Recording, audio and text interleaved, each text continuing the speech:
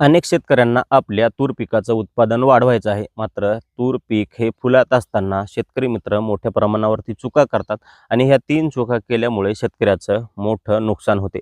याचमुळे काय तर यांची फुलगळ तर होतेच होते, उत्पादनामध्ये मोठी घट होते.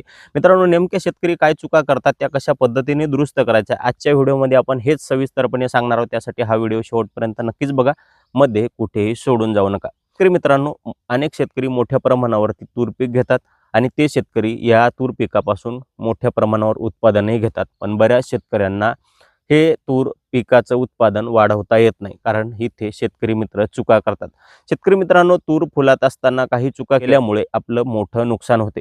तर शेतकरी मित्रांनो, आपण ज्या पद्धतीने पाहिलं तर शेतकरी मित्र इथं 3 चुका प्रामुख्याने करतात आणि यामुळे शेतकरी मित्रांचं जे काही तूर पिकाचं फुलगळ आहे ही मोठ्या प्रमाणावरती होते. त्यामधलं एक महत्त्वाचं मुख्य चूक आहे, ते म्हणजेच काय, तूर ही फुलामध्ये असताना शेतकरी मित्र इथे गॅस पॉइझनचा वापर करतात.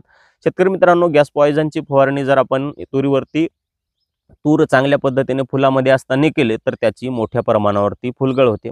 त्यामुळे शेतकऱ्याचं मोठं नुकसान होऊ शकते.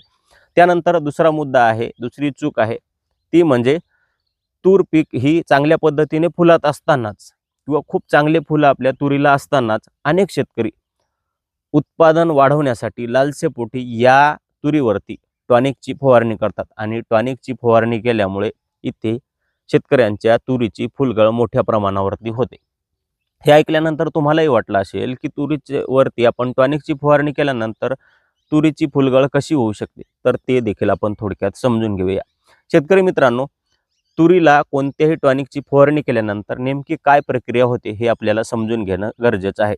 तुरीवरती आपण एखादी टॉनिकची फवारणी केली तर या तूर पिकामध्ये फुलधारणेसाठी जे काही हार्मोन्स आवश्यक असतात ते ॲक्टिवेट होतात आणि त्यानंतर आपल्या तुरीला मोठ्या प्रमाणावरती फुलधारणा व्हायला सुरुवात होते आणि त्यामुळे मोठ्या प्रमाणावरती फुलधारणा आपल्या तूर पिकाला झाली, त्याचा रिझल्ट तर आपल्याला मिळतोच. मात्र तूर पिकाला मोठ्या प्रमाणावरती ज्या वेळेला फुलधारणा होते त्यावेळेला मग मात्र आपल्या पीक जे आहे हे ते लोड सांभाळू शकत नाही. म्हणजेच काय, तर समजून घेण्याची गोष्ट अशी की जर आपण एखाद्या व्यक्तीच्या डोक्यावर 5 किलोचं वजन ठेवलं तर ते लोड सहजपणे उचलू शकतं, कारण त्याच्यामध्ये ती क्षमता असते. पण मित्रांनो, याच व्यक्तीच्या डोक्यावर आपण 5 किलोच्या नंतर 10 किलोचं वजन ठेवलं तर मात्र या व्यक्तीला ते असह्य होतं. मग काय, तर तो व्यक्ती ते 10 किलोचं वजन तर डोक्यावरून खाली फेकणारच आहे, सोबतच 5 किलोचं वजन देखील त्याला जड व्हायला लागते. असाच प्रकार आपल्या तूर पिकामध्ये घडतो आणि मग आपल्या तूर पिकाला आले नव्हते जे काही सर्व फुलं आहेत त्यापैकी असंख्य फुलं आपलं पीक लोड सहन न झाल्यामुळे त्याचे फुलगळ मोठ्या प्रमाणावरती होते. कारण आपलं पीक एवढं लोड सहन करण्यासाठी तयारच नसते. याला आपण योग्य पद्धतीचं व्यवस्थापनच केलं नसते. पण टॉनिकची फवारणी केल्यामुळे अचानक मोठ्या प्रमाणावरती फुलधारणा होते आणि मग मात्र फुलगळ मोठ्या प्रमाणावरती होते. शेतकरी मित्रांनो, यानंतर तिसरी चूक शेतकरी मित्र करतात ती म्हणजेच काय, तूर पीक हे संपूर्ण फुल अवस्थेत असताना त्यामध्ये पाण्याचं व्यवस्थापन करतात. मित्रांनो, फुलधारणा मोठ्या प्रमाणावरती असताना शेतकऱ्यांनी आपल्या तूर पिकाला पाणी देऊ नये. त्याचं कारण आपण समजून घेऊयात आणि नेमकं काय बदल होतात तेही समजून घेऊया.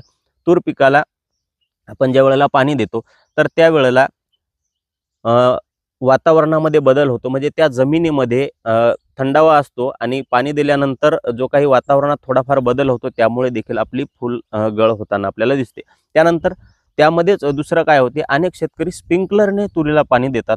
तुरीला स्प्रिंकलरने पाणी देणे टाळले पाहिजेत. यामुळे काय होते, स्प्रिंकलरचा प्रेशर एवढा मोठा असतो आणि तुरीचे फुलं एवढे नाजूक असतात की त्यामुळे जवळजवळ 25% जे काही फुलं आहेत ते तुमचे फुलं हे स्प्रिंकलरच्या प्रेशरनेच पडतात आणि उर्वरित जे काही फुलं आहेत त्याच्यामध्ये आपले ज्या वेळेला स्प्रिंकलरचं पाणी फुलामध्ये जातं आणि तिथे मग डॉट ते साठून राहतात आणि मग मात्र मित्रांनो तिथे बुरशीचा प्रादुर्भाव होतो आणि त्यानंतर 25% परत फुलं तुमचे बुरशीचा प्रादुर्भाव झाल्यामुळे आपल्याची गळ होताना दिसते. मग परत आपल्याला बुरशीनाशकाचा खर्च वाढतो. म्हणून फुलं अवस्थेत असताना मित्रांनो आपण तूर पिकाला कोणत्याही पद्धतीचं पाणी देणं टाळलं पाहिजे. शेतकरी मित्रांनो, ह्या जर काही चुका तुम्ही दुरुस्त केल्या तर तुमच्या पिकाला खूप चांगल्या शेंगधारणा पण होणार आहे. मात्र ह्या 3 चुका करू नका. तुमच्या उत्पादनात चांगली वाढ होईल. शेतकरी मित्रांनो, या व्हिडिओला जास्तीत जास्त लोकांपर्यंत शेअर करा, कारण ह्या चुका